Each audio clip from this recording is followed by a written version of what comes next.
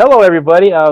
My name is Michael Kotutwa Johnson. I'm a Hopi traditional farmer. I've been doing this since I've been a little kid, and it's kind of like been pretty much my passion throughout my life. I've recently received my PhD in natural resource management, and so if you look at all these things, there's really kind of similarities between our bodies and the plants that we actually raise, especially at Hopi. One of the biggest ones we raise out here is corn. All of our corn, if you look at it realistically, all of the Hopi names, um, like the parts of our body, have the same name of the parts as they do in the corn. Like the stalks is the spine, and the arms are the leaves, and so they have the same name. So that's how come we have this special relationship with what we grow. And so, but the most important thing that we do have is water. When people come out to my climate in which I live in the place called Northern Arizona, up on the Little Colorado Plateau, we only receive 6 to 10 inches of annual rainfall a year. And that's not that much. And so all of our techniques are designed to conserve soil moisture.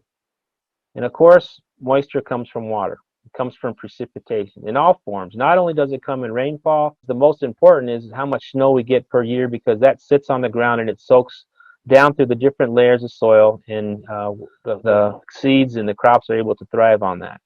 And so that's why water is so important to us. But it's really really more important to that. It has a spiritual aspect of it. I mean, it's almost like it's who we are. It's who we are. And so, a lot of people, they ask me when they come out to this semi-arid environment where they see a bunch of shrubs and bushes and even cactus sometimes. They say, well, you guys would have a better more. You'd raise a crop every year. You wouldn't have to worry about droughts if you would irrigate. They tell us that. They told us, been telling us that for a long time. But then I have a simple answer to that. I look at them and I say, well, then what would we pray for?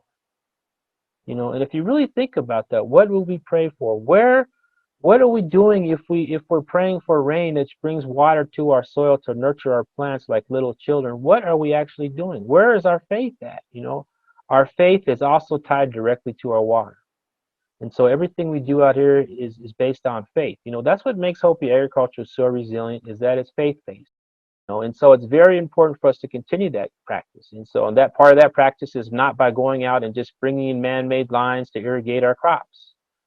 I mean, we do have water. We do carry water to the field, but that's usually only for some of our beans and watermelon and squash plants that really need that in the month of July, because you have to understand that we don't have any precipitation all the way from April to monsoon season, which usually starts around the last week of July.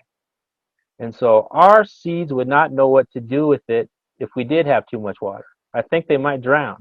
So, for us, our seeds are what I call super seeds, hardy seeds. They make a lot of headway, and so they're proud to stand up, just like we are. We're proud to be, I would say, consider ourselves the world's best dry farmers in the world, and we still continue our practices. And that's something that I'm constantly telling the little kids out here. Like when I had hosted about 32 Head Start kids from ages like 2 to 4 or something like that. They came out here, and at the end of the day, I gave them a big ear of corn, and they were so happy with that, holding it up and just showing that. And I look at myself as like a vessel, like a clay pot. I'm just created. I'm created, and I have an open top, and so I'm able to catch things. I'm able to catch things. At the same time, I'm just sitting there, being still enough that I can let those things come into me. And rather than just putting the lid on top and letting everything flow around me, I need to catch some of that good stuff out there. And so it's just kind of like raindrops. You gotta sometimes in the season when the rain starts to first coming down, I'll just go out there and open my mouth and just let the water raindrops hit my tongue and